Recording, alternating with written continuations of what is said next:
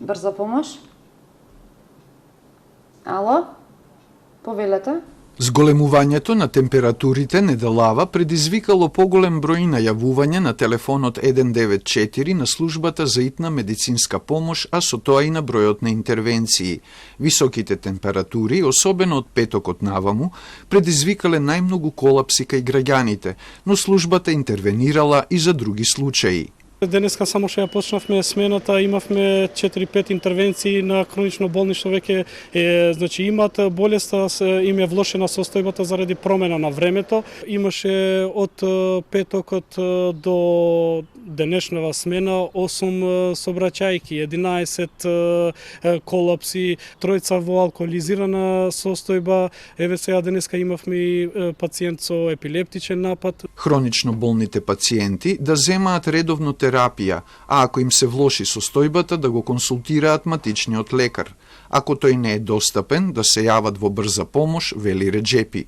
Доколку не се работи за животозагрозувачки случаи, од брзата помош повиците ги решаваат преку телефон, зашто според докторот имаат само 5 екипи за цело Скопје во дневната смена. Од утре е најавен пат на температурите, а таа промена не е добра за хронично болните граѓани, вели Реджепи. Поготово на хронично болните ова им влијае многу, значи варијации на крвниот притисок, и апелирам значи токму за ова популација да си внимават, да си го измерат првин крвниот притисок, па после да ја пијат редовната терапија. Ако имат нешто нејасно, слободно може да ни се јават. Покрај хронично болните, ранливи категории граѓани на високите температури се лицата над 60 години, бремените жени, децата, социјално загрозените граѓани и работниците на отворено.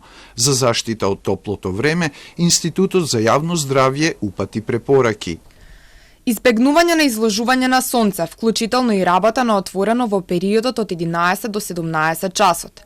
Носете светла и лесна облека, а на директно сонце заштитни очила и капа со светла боја и широк обод. Останете во затворени климатизирани простории. При неопходен престој на отворен простор, најдете можност за почести одмори под сенка и избегнувајте директен престој на сонце. Затворете ги прозорците и ролетните во текот на денот, а отворете ги навечер кога температурата е пониска.